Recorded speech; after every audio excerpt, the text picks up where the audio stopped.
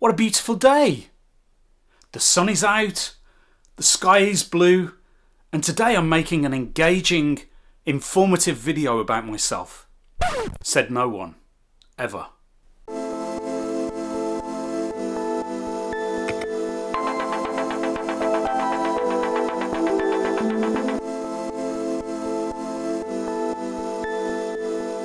It's no one's favourite thing, is it? To sit in front of a camera, talk about yourself. But for any number of reasons, you might be required to create a video for a project or as evidence for an assessment.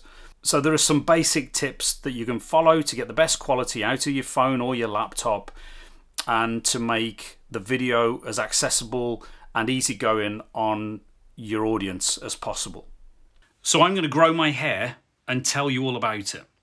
So of course it's really important that people can both see and hear you. So let's start with sound. Sound is possibly more important than video.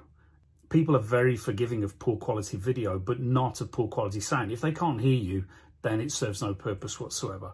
So first thing, be careful and not hold the phone so that you're covering the microphone.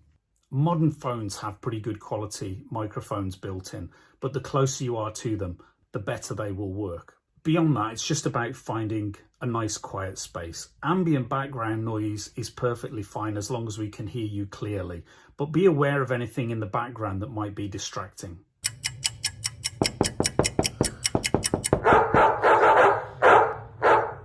No one ever wants to look up somebody's nose, so it's never a good idea to be looking down into the camera. So get some of those books that you like sitting in front of on Zoom, stack them up, place your camera on top, ideally if you have a tripod, but otherwise, you know, there are other objects that you can use to secure the phone. It's also really helpful if you look right down the lens of the camera. It's very easy to be distracted by the screen if you're using the front-facing camera. Obviously on a smartphone, a camera is usually a little black dot in a very black frame. So even something like a post-it note can help remind you and help you focus on where the camera is. So the final thing is lighting. Simply, you need to sit yourself in front of a light source with the light source facing you. So that can be as simple as sitting in front of a window and you're making use of natural light. Of course, other lighting is available and you'll find links to lights and other bits of mobile kit in the description below. So hopefully those tips will help you get the best quality you can out of your phone. But there's one more thing. It may be important to the video that you're contributing to that you shoot either landscape or portrait. So if you're not sure, ask the person who's asked you to send the video in. So those are the basics. However, if you're recording for an assessment, the assessing body might have some additional requirements for identification purposes. Make sure you check what they are before you record your video.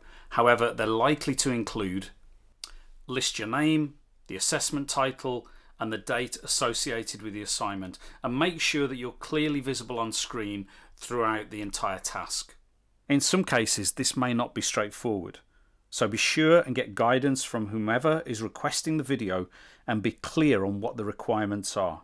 There are a few apps and techniques that might be helpful in this. So here are my top 3 tips for recording a process using a mobile phone. Number 1, double take.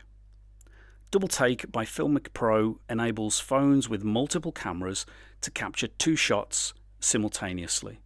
One can be close and one can be wide, which means it's possible to be both clearly visible and capturing more detail of your process.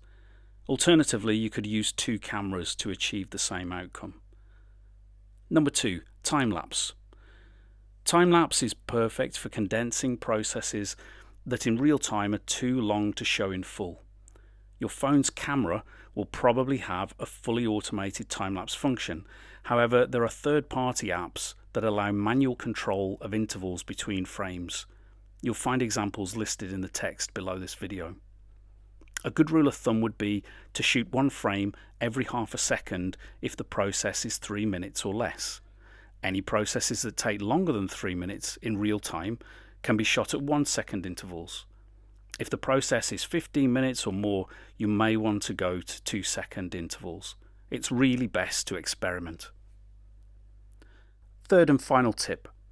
It may be that whether you use your laptop or your phone, that the process you're capturing needs a wider field of vision. In this example, I'm using a clip-on wide-angle lens. Your phone may have one built in.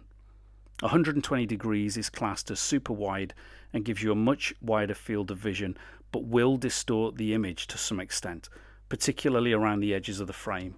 So make sure that this doesn't interfere with the representation of your process.